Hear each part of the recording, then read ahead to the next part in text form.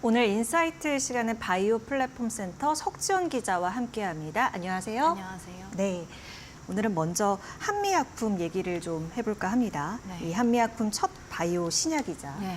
호중구 감소증 치료제, 네. 올해 미국 시장 매출 목표치가 3분의 1 수준으로 낮아졌다고 하는데 네.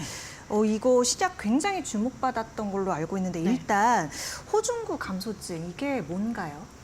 네, 이제 호중구 감소증은 백혈구 안에서 이제 절반 이상 비율을 차지하고 있는 호중구가 비정상적으로 감소된 걸 말합니다. 통상적인 정상 수치는 혈액 100만 분의 1리터당 1,800에서 7,000이 나와줘야 하는데요. 이 수치가 1,500 이하로 감소된 걸 말합니다.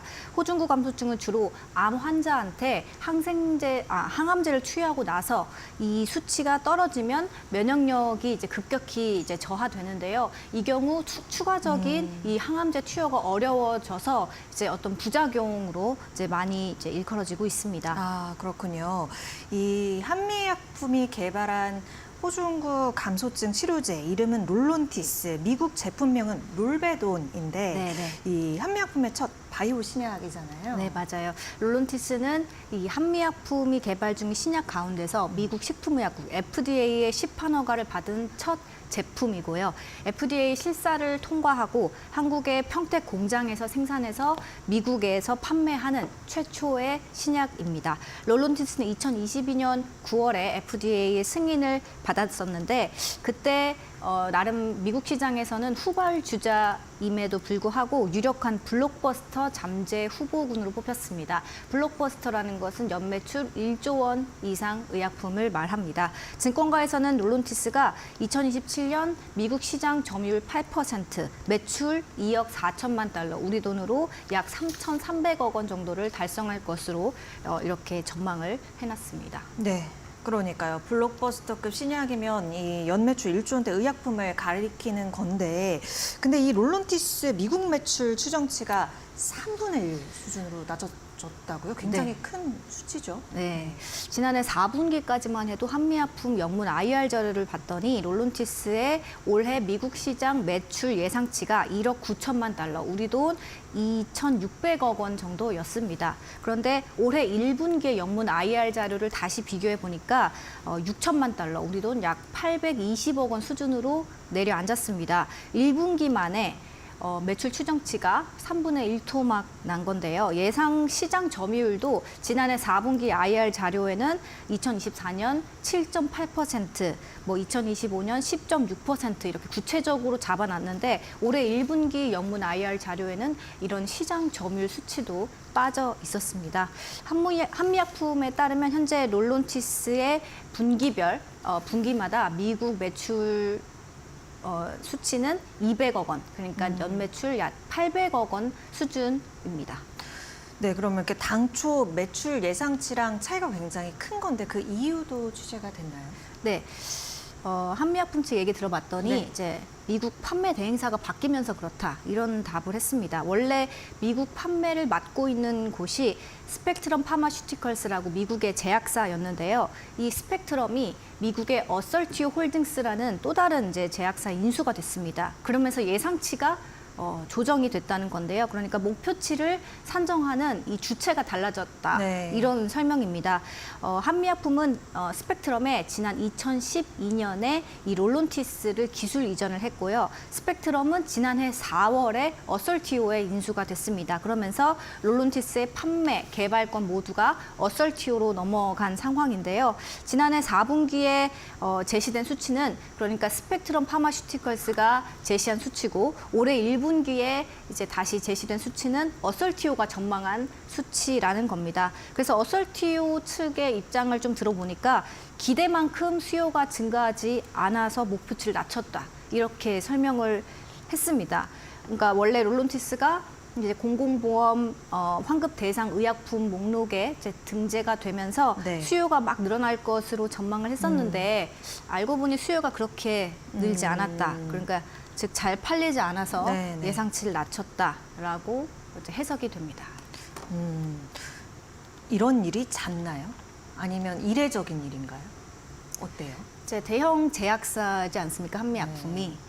그래서 이제 보통은 예상치를 대형 제약사일수록 보수적으로 잡습니다. 네. 그런데 이제 이렇게까지 목표치가 낮아진 경우는 저도 조금 이례적이라고 판단이 됩니다. 네, 알겠습니다.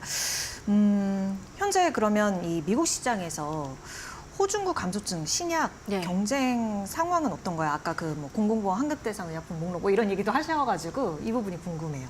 네, 지금 미국의 이제 호중구 감소증 치료제 시장에서 가장 먼저 처음 약을 판 곳이 빅파마 암젠, 이 암젠의 뉴라티스라는 제품입니다. 예. 이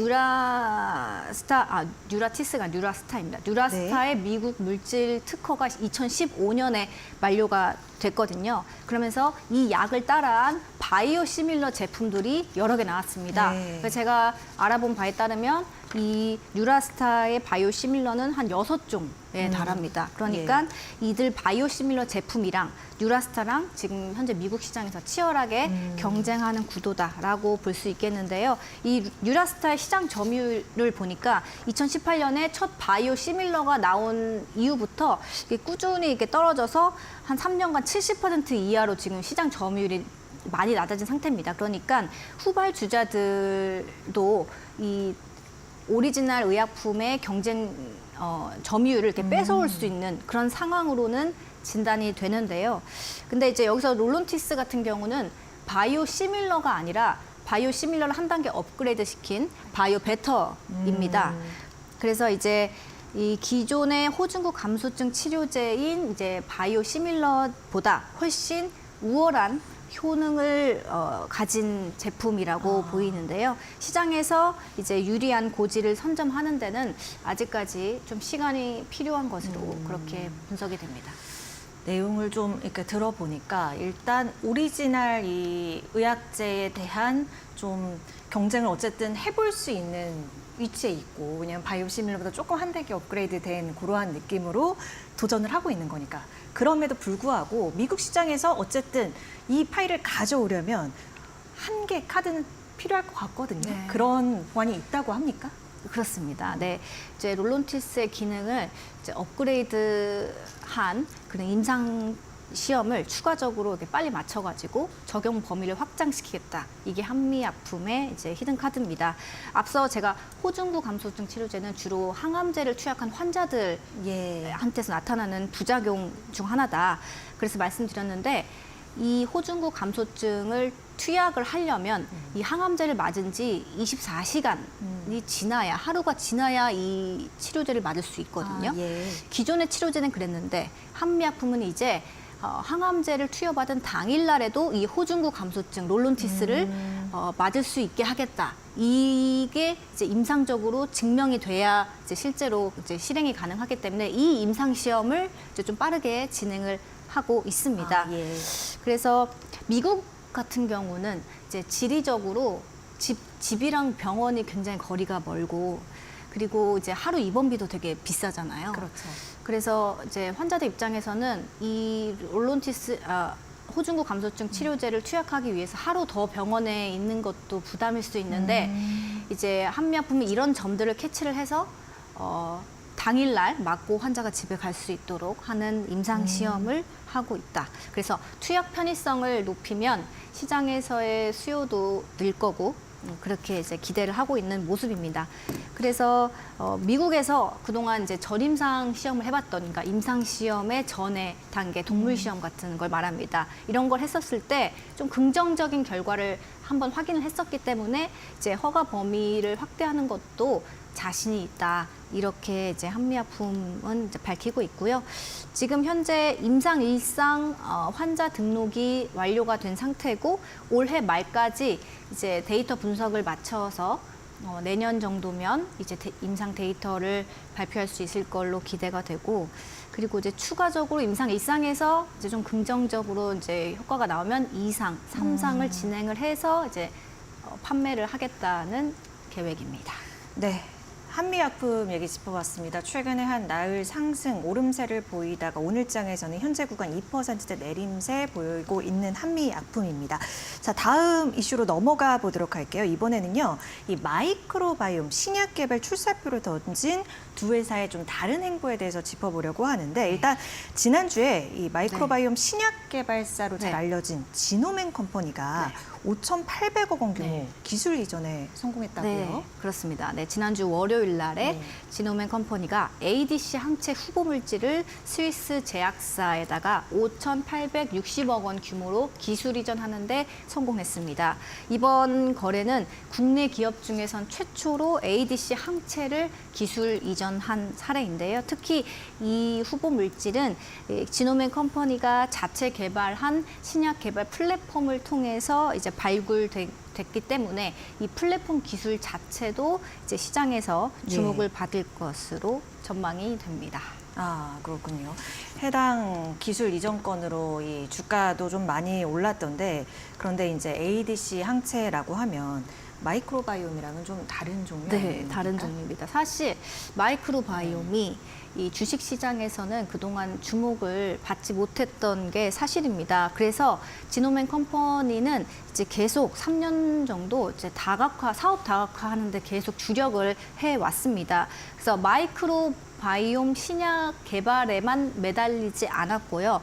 그리고 위탁 개발 생산 사업, CDMO 사업을 하는 미국의 해외 기업을 인수를 하기도 했고, 또 마이크로바이옴 일색이던 이런 파이프라인 자체를 신규 타깃 항암제, 그리고 ADC 항체 개발 이런 쪽으로 계속 확대를 했고, 관련 인력도 계속해서 영입을 했습니다. 그 결과 이렇게 이제 마이크로바이옴이 아닌 ADC 쪽으로 이제 대규모 기술 이전에 성공했다, 이런 평가가 나오고 있습니다. 네.